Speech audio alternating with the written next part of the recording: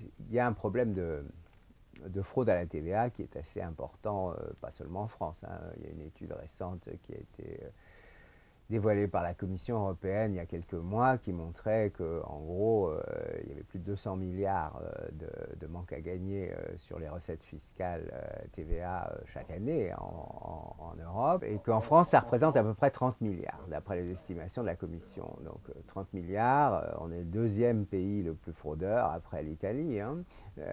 L'Italie c'est 36, la France c'est 30. Donc bon voilà, c'est ça les ordres de grandeur dans une étude qui est assez sérieuse, qui a été faite par le CEPI, donc ils ont étudié de près, voilà. Donc c'est vrai qu'on a un problème spécifique, et que ce problème évidemment est d'autant plus fort que les taux sont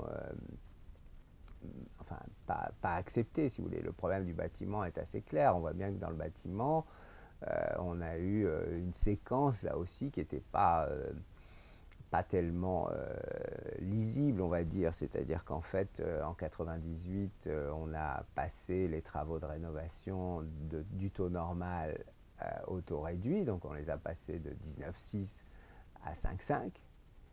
Ensuite, il y a 3 ans, 2 ans, pardon, on a passé ce taux de 5,5 à 7.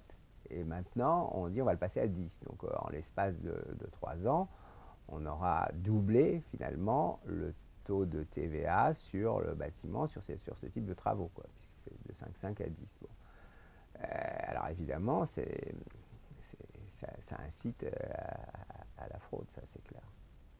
Ça, c'est clair. Mais en même temps, bon, le problème, c'est que justement, quand on a une multiplicité de taux, la tentation est très forte. Finalement, on l'a bien vu, donc le bâtiment est un exemple, la restauration en est un autre, de dire, bah voilà, on va essayer de favoriser un tel secteur en le mettant dans le taux réduit. Bon, mais et puis après, on se rend compte qu'évidemment, il y a des pertes de recettes considérables quand on fait ça. Et du coup, on dit, bon, bah, on va essayer de remonter le taux réduit. Donc, on fait des espèces d'allers-retours comme ça qui sont finalement pas très sains, quoi.